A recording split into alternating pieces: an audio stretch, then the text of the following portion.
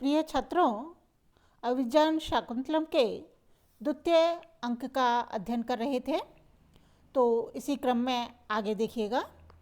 विदूषकः, विदूषक कहता है, सरोषम क्रोधपूर्वक, अपहि रे उत्साह हेतुक, उत्साह हेतुक, उत्साह को उत्पन्न करने वाले, अरे अपेहि दूर हट, अत्र भवान प्रकृतिम आपन, अत्र भवान महाराज प्रकृतिम आपन अपनी स्वाभाविक प्रकृति पर आ गए हैं। त्वं तावत् अटवीतो अटवीम आहिंडमानो नरनासिका लोलुपस्य जीर्णवृक्षस्य कस्यापि मुखे पतिष्यति।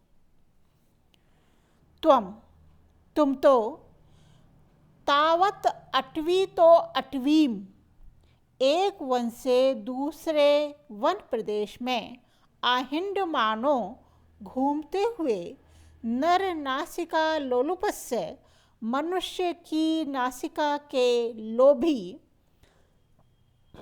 कस्यापि जीर्ण वृक्षस्य किसी वृद्ध रीछ के मुखे पतिष्यति, मुख में जा पड़ोगे। राजा कहता है, भद्र सेनापति, हे सेनापति, आश्रम सन्निकृष्टे स्थितः स्मः, हम लोग आश्रम सन्निकृष्टे, आश्रम के निकट स्थितः स्मः, ठहरे हुए हैं। अतस्ते वचो न अभिनंदामि, अतस्ते इसलिए मैं तुम्हारे वचो न अभिनंदामि, वचन से सहमत नहीं हूँ। अद्य तावत, आज तो, गहन्ताम महिषा निपान सलिलम श्रृंगैर्मुहुस्ताडितम छायाबद्धकदम्बकम मृगकुलम रोमंथम अभ्यस्तु विश्रब्धम क्रियताम वराहपतिभिर्मुस्ताशतिः पल्वले विश्रामम लभताम इदम च शिथिल जयाबंधम अस्मत् धनुः। महिषा भैंसे, श्रृंगही सींगों के द्वारा, मुँह बार बार, ताड़ितम विलोड़ित किए गए, निपान सलिलम सरोवर के जल में, गहनतम अवगहन करें, छायाबद्ध कदम्बकम छाया में झुंड बनाने वाला, मृगकुलम मृगों का समूह, रोमंथम जुगाली का अभ्यस्तु अभ्यास करे, वराहपति भी बड़े बड़े सूकरों के द्वारा, विश्रब्धम बिना किसी भय के, विश्वास पूर्वक, पलवले अल्प जल वाले गर्तों में, मुस्ताशति नागर मोथा को तोड़कर क्रियाताम खाया जाए, शिथिल जया बंधम शिथिल प्रत्यंचा बंधन वाला, इदम अस्मद्धनुः च यह हमारा धनुष, विश्रामम विश्राम को, लभताम प्राप्त करे। राजा जो है सेनापति से कहता है कि इस समय हम आश्रम के समीप हैं, इसलिए अब मृग्या नहीं करूँगा। अब तो मैं चाहता हूँ कि भैंसे स्वेच्छा से सरोवरों में अवगाहन करें, छाया में एकत्र होकर मृग जुगाली करें और शूकर जल गर्तों में नागर मोथा घास को तोड़कर खाएं। वन के सभी जीव निर्भय होकर अपने क्रियाकलाप करें और मेरा यह धनुष भी अब विश्राम करे। इस कथन से राजा के हृदय में दया, त्याग, क्षमा आदि गुणों का परिचय मिलता है। वह अपनी प्रिया शकुंतला के प्रेम में इतना आसक्त हो जाता है कि उसे उस तपोवन के सभी जीव प्रिय लगते हैं। वह चाहता है कि वन के जीव भी स्वप्रिया वियोग से दुखी ना हो और स्वेच्छा से वन में विचरण करें। सेनापति कहता है, यत प्रभव विष्णवे रोचते, यत जो प्रभव विष्णवे, महाराज को रोचते, अच्छा लगे, अर्थात जैसी आपकी इच्छा।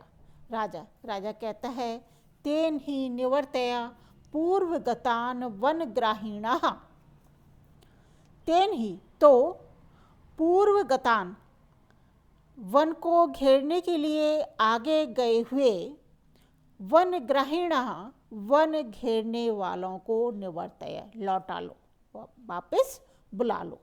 यथा न मे सैनिका तपोवनम उपरुन्धन्ति तथा निषेधव्याः, यथा मे सैनिकाः, मेरे सैनिकों को इस प्रकार निषेधव्या निषिद्ध करो, तथा ताकि तपोवनम न उपरुन्धन्ति, तपोवन में विघ्न उत्पन्न ना करें।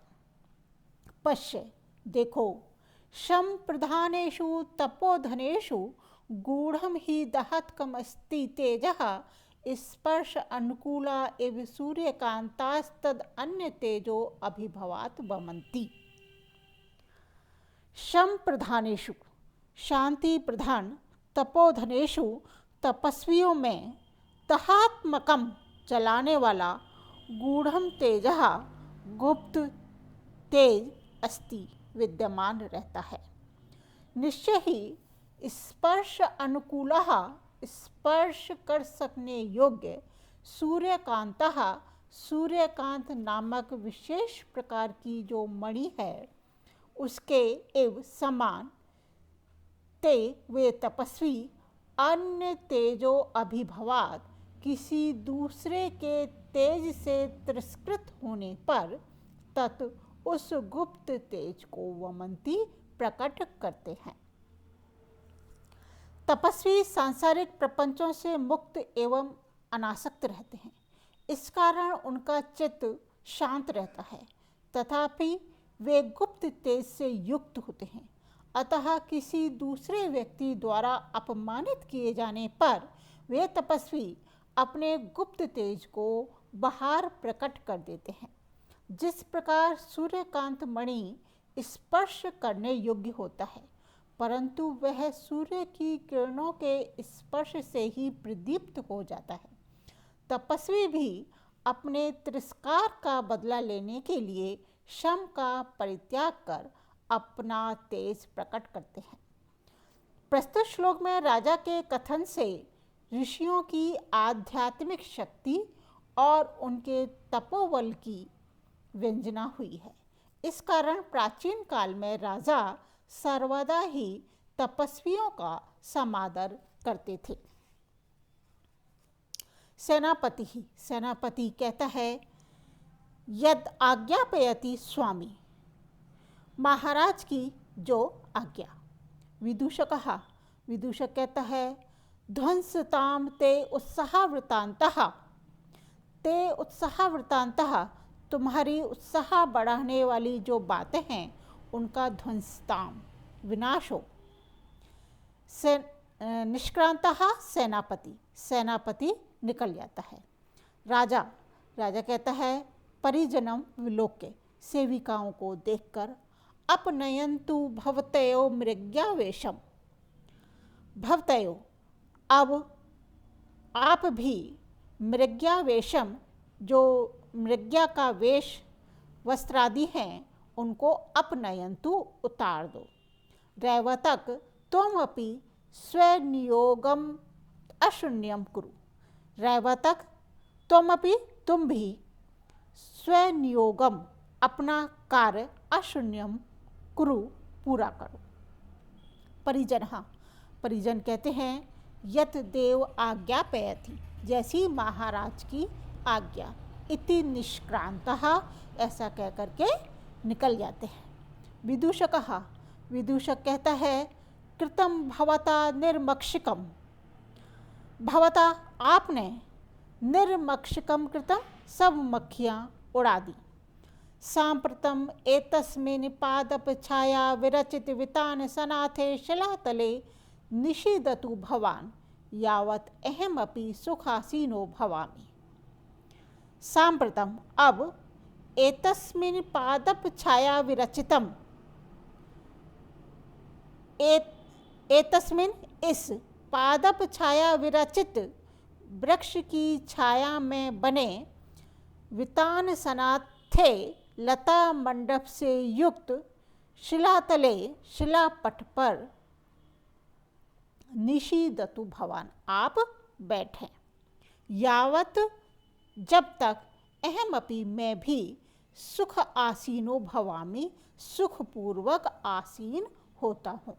राजा राजा कहता है गच्छ अग्रतः, अच्छा तो चलो आगे आगे। विदूषकः विदूषक कहता है एतु भवान, आप आइए।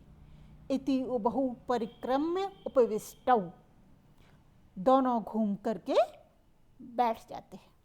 राजा कहता है माधवे अनवाप्त चक्षुः फलोऽसि, अनवाप्त चक्षु फलोऽसि, तुमने नेत्रों का फल प्राप्त नहीं किया है।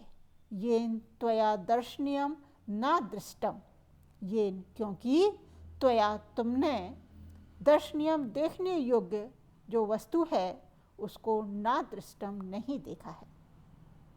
विदूषकः विदूषक कहता है ननु भवान अग्रतो में वर्तते, ननु भवान निश्चित ही आप तो, मैं अग्रतो मेरे समकक्ष, वर्तते विद्यमान ही हैं। राजा कहता है सर्वः खलु कांतम आत्मीयम पश्यति, सर्वः खलु सभी लोग, आत्मीयम आत्मीय जन को, कांतम पश्यति सुंदर मानते हैं। ताम आश्रम ललाम भूताम शकुंतलाम अधिकृत्य ब्रवीमि, परंतु मैं तो आश्रम ललाम भूताम, कर्म के आश्रम की, ललाम भूताम शोभा की एकमात्र आधारभूत, शकुंतलाम अधिकृत्य उस शकुंतला को लक्ष्य करके ब्रवीमि कह रहा हूँ। विदूषकः विदूषक स्वगतम अपने मन में कहता है भवतु अस्य अवसरम न दास्ये, अच्छा मैं अस्य अवसरम न दास्ये, इस संबंध में अधिक वार्तालाप करने का इन्हें अवसर नहीं दूंगा। प्रकाशम प्रकट रूप में भो वयस्य ते तापस करने का अभ्यर्थनीय दृश्यति, भो वयस्य हे मित्र, ते तापस करने का अभ्यर्थनीय, मुझे लगता है कि आप उस तापस कन्या पर मुग्ध हो गए हैं और दृश्यते उसे प्राप्त करने के इच्छुक दिखाई दे रहे हैं। राजा कहता है सखे न परिहारे वस्तुनि पौराणाम मनः प्रवर्तते, सखे मित्र, पौराणाम मनः पुरुवंशियों का जो मन है वह परिहार्य वस्तुनि परित्याज्य वस्तु पर ना प्रवर्तते, कभी आकर्षित नहीं होता है, अर्थात वह मेरे लिए स्वीकार्य है। सुर युवती संभवम किल मनोर अपत्यम तद उच्छिता अधिगतम अर्कस्य उपरि शिथिलम च्युतमेव नवमालिका कुसुमम, शिथिलम व्रंत से टूटा हुआ, अर्कस्य मंदार के वृक्ष के ऊपरी च्युतम ऊपर गिरा हुआ, नवमालिका कुसुमम चमेली के पुष्प की एव तरह, तत् वह मुने अपत्यम मुनि कण्व की संतान कन्या शकुंतला किल वस्तुतः सुर युवती संभवम अप्सरा मेनका से उत्पन्न हुई, तद उज्झिता अधिगतम उसके द्वारा छोड़ी जाने पर अधिगतम कण्व को प्राप्त हुई है।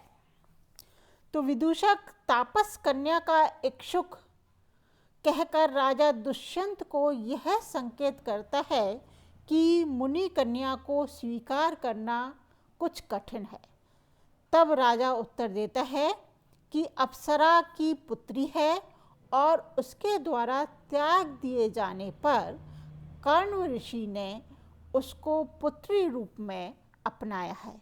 इस तरह शकुंतला ब्राह्मण कन्या ना होकर क्षत्रिय पुत्री है, अतः वह तो सहर्ष स्वीकार्य है।